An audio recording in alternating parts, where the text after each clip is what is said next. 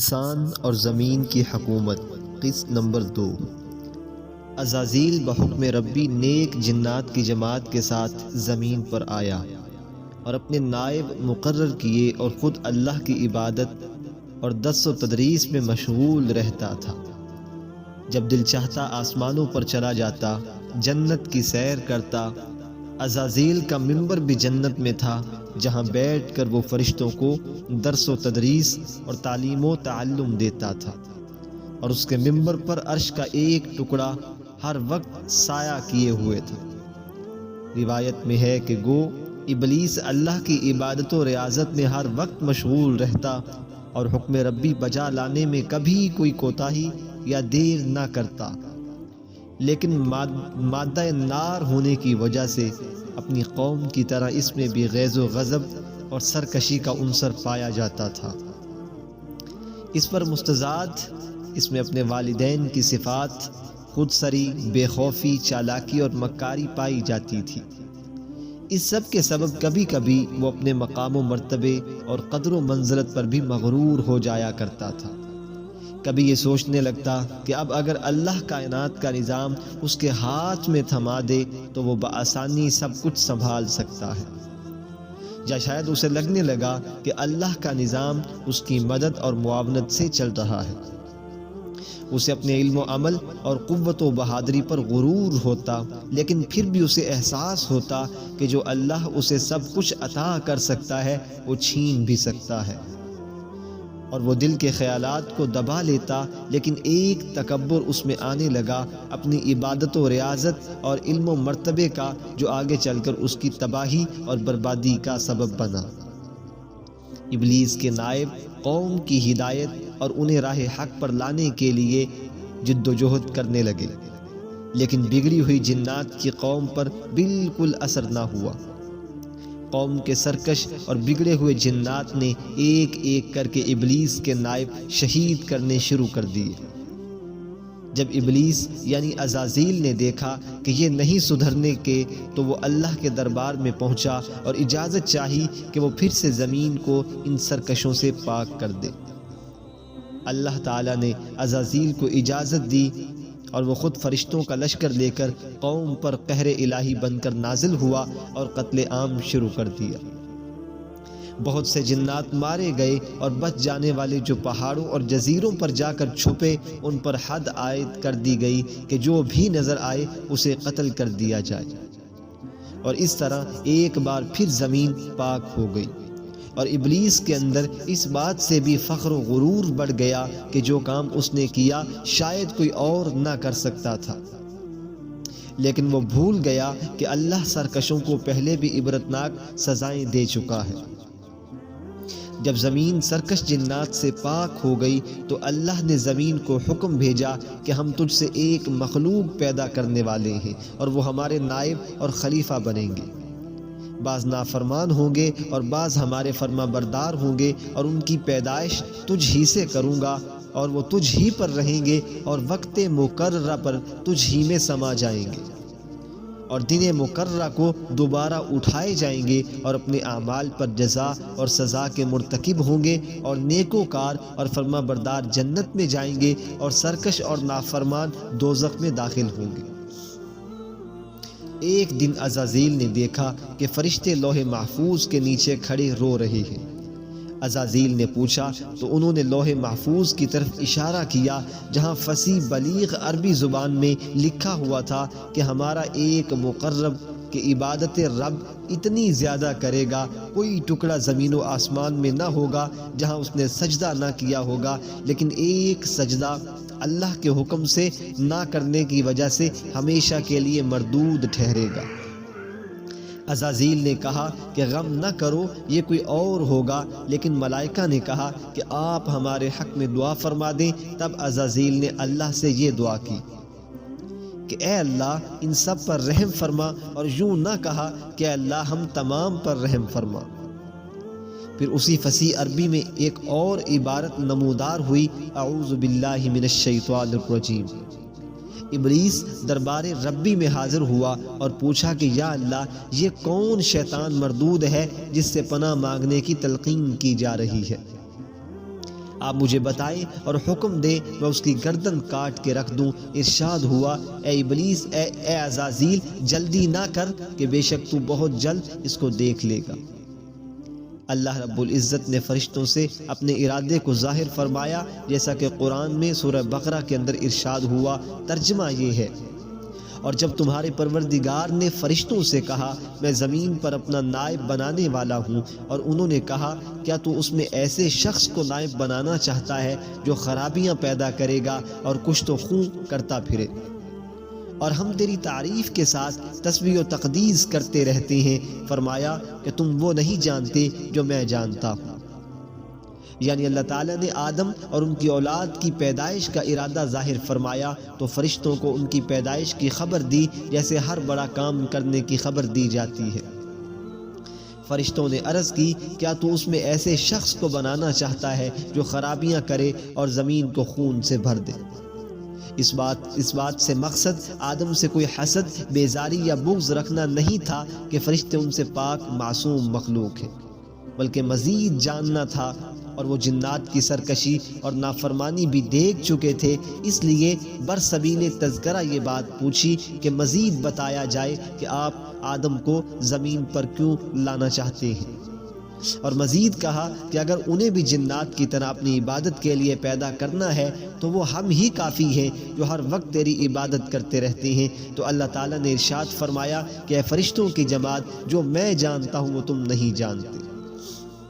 اور پھر اللہ تعالیٰ نے حضرت آدم علیہ السلام کو بنانے کے لیے تمام زمین سے مٹی منگوائی اور پتلا تیار کیا، اور اپنے ہاتھوں سے حضرت آدم علیہ السلام کا پتلا بنایا، اور وہ 40 سال تک پڑا رہا۔ مقصد یہ تھا کہ اس پر طرح طرح کے رنج و الم اور ہر طرح کا موسم گزرے گا، تو اس کی تخلیق، پیدائش میں یہ سب برداشت کرنے کا مادہ ڈال دیا گیا۔ فرشتے جب بھی اس پتلے کے پاس سے گزرتے تو خوف زدہ ہوتے، اور ابلیس سب سے زیادہ خوف زدہ ہوتا، اور گزرتے وقت اسے ٹھوکر مار کر گزرتا، اور اس میں سے ایسی آواز آتی جیسے کھنکتی ہوئی مٹی سے آتی ہے۔ اللہ تعالیٰ نے قرآن میں ارشاد فرمایا، اور ہم نے انسان کو کھنکتی ہوئی مٹی سے پیدا فرمایا، اور وہ اس خاکی بدن کے منہ سے داخل ہوا اور دوسری طرف سے نکل گیا۔ اور بعض روایات میں ہے کہ ابلیس وہ داخل ہوا، لیکن جب سینے تک پہنچا تو وہ گھٹن محسوس کرنے لگا کہ حضرت آدم علیہ السلام کا پتلا مٹی کا بنا ہوا تھا، جسے پانی سے گوندھا گیا تھا، اور ابلیس آگ اور ہوا سے پیدا ہوا۔ مٹی اور پانی میں یہ خاصیت ہے کہ آگ کو ٹھنڈا کر دیتی ہے، تو وہ باہر نکلا اور غصے سے حضرت آدم علیہ السلام کے پتلے کی ناف والی جگہ پر تھوک دیا، اور بعد ازاں اللہ نے فرشتوں کو حکم دیا اور وہاں سے مٹی نکلوائی، اور اس سے کتا پیدا کیا گیا، اور اسے انسان کا فرما بردار رکھا گیا۔ اور بعض جگہ ہے کہ جسم میں داخل ہوا تو دل تک پہنچا، اور دل میں گھسنا چاہا پر نہ جا سکا، کوئی عمل کارگر نہ ہوا۔ تبھی کہا جاتا ہے کہ اللہ کہیں نہیں سما سکتا سوائے مومن کے دل کے اندر،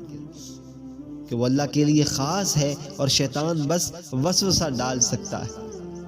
جب وہ ابلیس پتلے میں داخل ہوا اور نکلا تو کہا کہ تجھے کسی خاص مقصد کے لیے پیدا کیا گیا ہے، اور فرشتوں سے کہا کہ اس سے نہ ڈرو، تمہارا رب صمد ہے، لیکن یہ تو کھوکھلا ہے۔ اگر اسے میرا فرما بردار بنایا گیا تو میں اسے تباہ کر دوں گا، اور اگر مجھے اس کی فرما برداری کا حکم دیا گیا تو میں کبھی اس کی فرما برداری نہیں کروں گا اور انکار کر دوں گا۔ اور جب وہ وقت آیا کہ روح پھونکی جانے لگی تو تمام فرشتے موجود تھے، اور روح کو حکم ہوا کہ داخل ہو جا، تو روح نے جسد کے گرد 7 پھیرے لگائے، اور پھر کہا کہ اندر اندھیرا ہے، میں نہیں رہ سکتی، تو دوبارہ حکم ہوا کہ داخل ہو جا ایک وقت مقررہ تک، اور دوبارہ لوٹ آئے گی ہمارے پاس۔ یہ وعدہ کیا کہ تجھے نکال لیں گے ایک مقررہ مدت کے بعد، تب روح جسم کے اندر داخل ہو گئی۔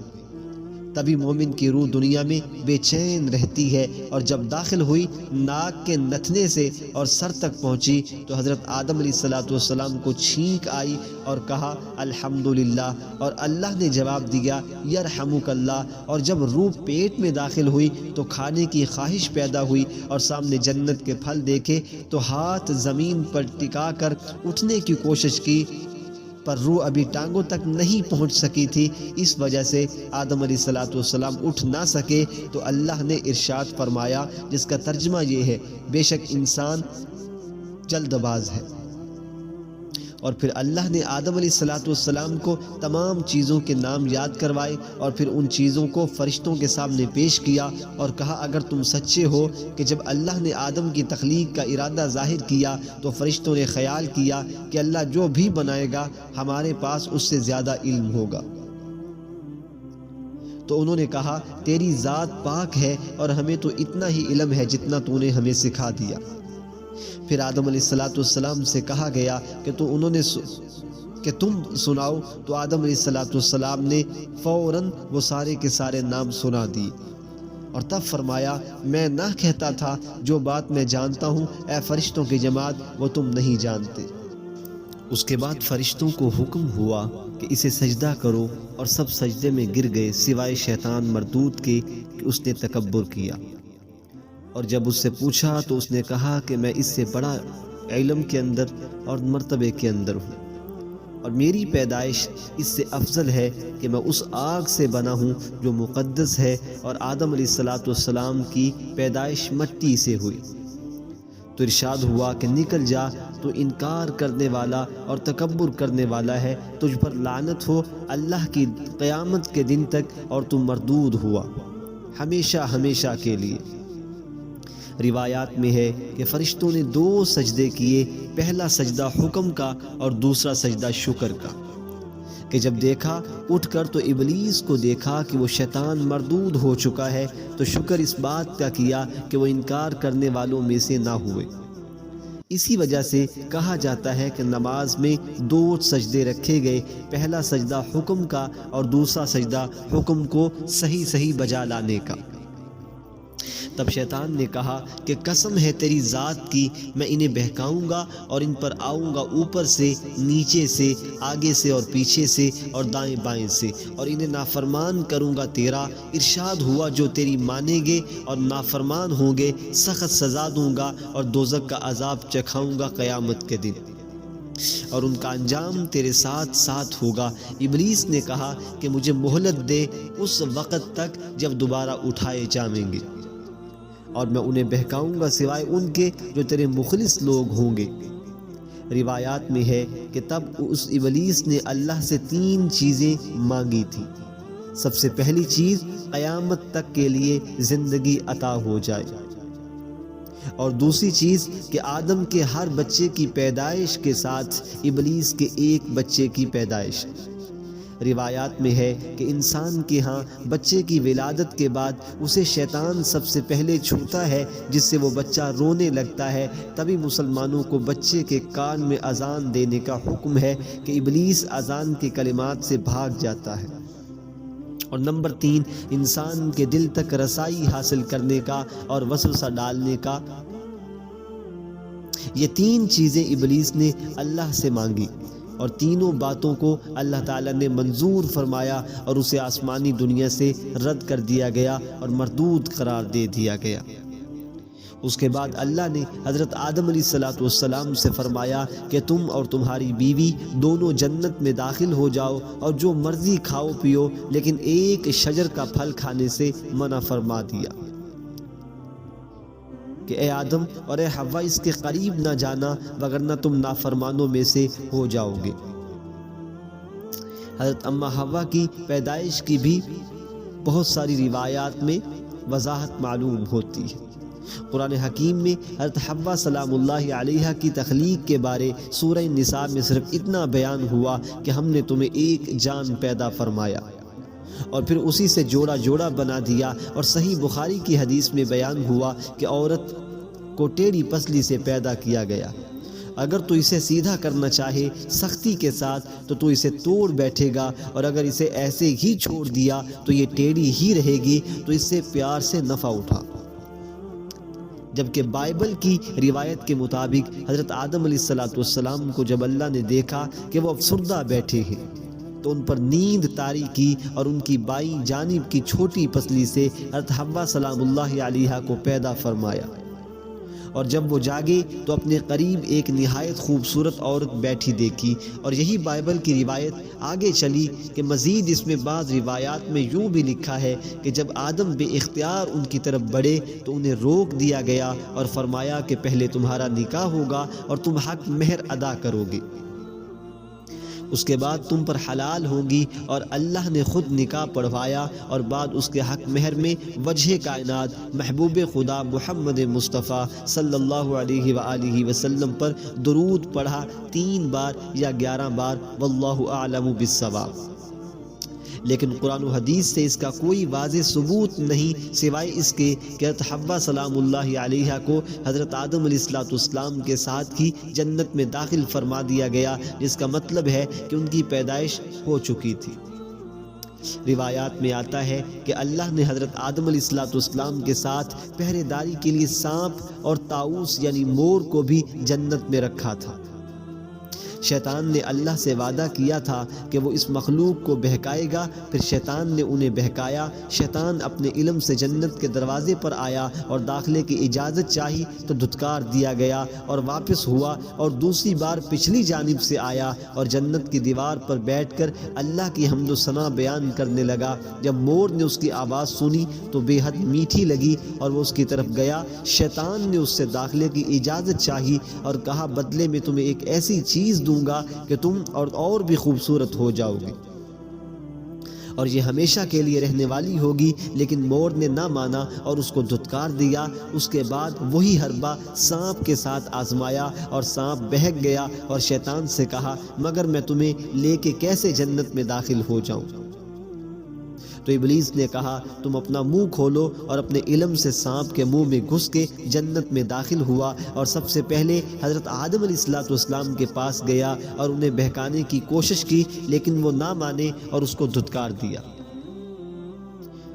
اور بعد کے اندر حضرت حوا سلام اللہ علیہا کے پاس گیا اور انہیں کہا کہ اللہ نے آپ کو جو سب کچھ دیا ہے یہ ختم ہو جانے والا ہے۔ آپ کا حسن، خوبصورتی، جوانی، یہ جنت کی نعمتیں، یہ سب کے سب ختم ہو جانے والے ہیں، لیکن میں آپ کو ایک چیز بتا سکتا ہوں جس سے یہ سب ہمیشہ ہمیشہ کے لیے ٹھہر جائے گا، بلکہ مزید آگے بڑھ جائے گا۔ آپ کے اختیارات، آپ کا حسن، یہ نعمتیں سب اور ہی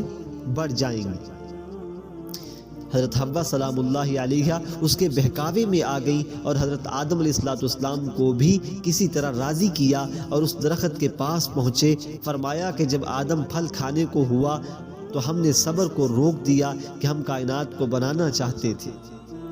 اور دیکھنا چاہتے تھے کہ کون ہمیں بن دیکھے مانتا ہے اور ہماری فرما برداری کرتا ہے۔ جب حضرت حوا سلام اللہ علیہا نے اس کا پھل توڑا تو اس جگہ سے جہاں سے پھل توڑا خون نکلا، اور جب انہوں نے پھل پر دانت گاڑے، ابھی کھائے نہیں تھے کہ ایک دم ان کا جنتی لباس اتر گیا اور وہ بالکل برہنہ ہو گئے، اور جنت کے درخت، روایات میں انجیر کا ذکر ہے کہ پتوں سے اپنے سطر کو ڈھانکنے لگے اور حکم ہوا کہ نکل جاؤ، بے شک تم ہوئے اپنے نفس پر ظلم کرنے والوں میں سے۔